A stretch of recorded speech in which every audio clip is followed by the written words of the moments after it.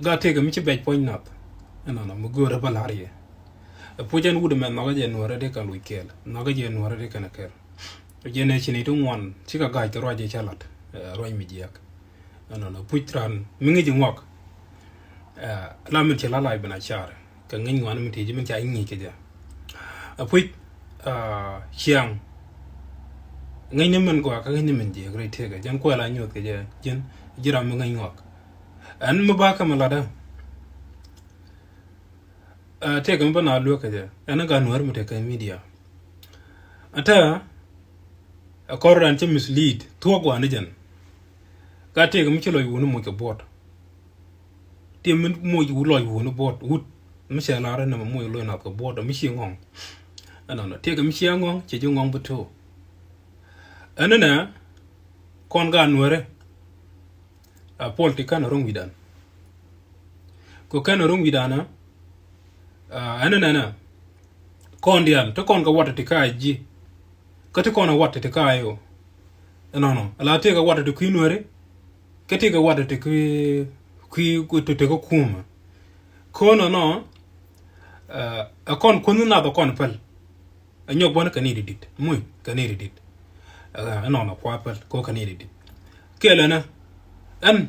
te ka mi chanen ka ni to ngwan che to ka ni to ngwan long lu ka ni ye ta reaction men chanen ka ga dia ta mun kana ro alla na tel mi chi to kwidien mi chi ga de state ka mun dien mi che gien che ga apnal mi che gien cho che ran jong le ki che la re di ji muy bo ga ka gat ka mun dien enen ko chi kon mural kon ko kon ga no re ha ko chi kon mural kon ko dan kwa pe ka ji state kadun ko na ka lajin ala chi amwar ko ten shu ka aji ku ka lajin shu le jien bugat we kam redin bu ka lo ku kamitele stedun kur shu support stedun mitele kur shu support ga lo ka ten content ko ga lo support ku inwere go ya ka chen ko kan ka ne de content ku kuma go ya ka kan ko a shondi na kan ko no kan ko dide mu wete karam tike aji mu weji na wewe ka kanti dun la ki mu we ka isteru na encore mu yana jak na gaje but you kun lor ka bangwa mena ye kun lor bang de kon caption jan baro dalingo mitel istedun kur de ribet ko kur chu support ka chi mor ka da bro de ne ka tu kona kanti ndang wal bakel ta kanti ni ta mena da kwen gat a dut kan gat ken ta kanti ni kiten kwa le support ko ta le seta kur mu kwa support ta la gat da ko ngeyena na mo ran chi perwit kur chi ujal a shame of you jin pointo chi kur chi support ta le ka ta le kur ta le ne de gujili hatin chi medana ne chi kur cha to kadasar te ne nga jina pen ken ti liu ti liu chi ran mi nyok bani nyok ta den dine na ka karon beje lung so painful ko baro ralinga chien mu gor baran kwet pale ndat gani kiero kon pala ka nat kun poin de kon pala ka nat ngana to kon pala ka kan tiam te ga ji ken betela na kwet ka ten baga luk chicken bo meka lo ka istero den mekan ga istero mu den mekan ko kwet ara mo ko pek doren ko ta rola dire meta metika media no gwa mena rola tika media no gwa e jena mo ne chebgida jena mo ne chebgida no mitele we don kor mo den chu support kor we mo den chu support lele mobilization meti queen ware yana ta queen ware mu chonga la wunwara sianda ka pada ayu bat chonga la wunwara ka ta dana na kanwari ke ja logoje gorje nuwar bi gati kel naga je nuwar bi kan chonkel no bala na mobilization ko nuwar yen chana lo kel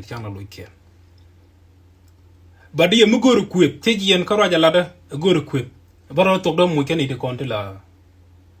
tene ka afanal ko anan guda afanal no bugad jongle bi kan support ci galo ko to kon lut ka rodien ci ko bekan wuj bekan ele ata men yun bidana lungu ta biara nen be jiena wedien ana ci gat bulu tak tu bul tu nuere katen gat bulu tin sunki nuere bekan bulken bekan ko no tara mi jien chen bi jien ay bulu ci ne melele ten ku ya ji chen ga bekut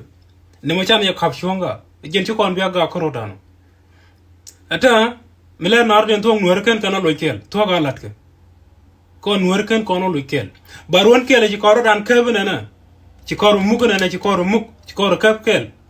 telerek bramo gwa gora ya ta ngude kam tele yunti mutogo ne tele yunti mutoko mu rok cara rok muy ha yene te kontala na ko da ne kun mute wadu muti ka ji kun ne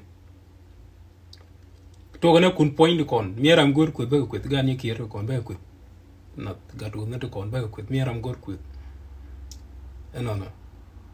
chen gwa den mu ku chen turan mu ku ko ba kamel chen churan ko ba kamel ba ko mene yen ga de apnal mute ga mu gor yene ko yene chwa lo kan ka ga to ken ga biana lo mu rol ko de no gwale no kun rai la da ram ko no gwale nde mute ku inware ata bi jien gwado den mun moyna kay rol bi len nen mene to ken bi ko chen bi jien bara mo gwadon ram to gwadon ba ko chi ko enyo bone kan ni di ba di ganu lo di den ram di bi ko e chengti dor choro lot tiam blane je karoy ene rai la reje no mo ram ko ni ram da na teken kel ram madien state kel ko ni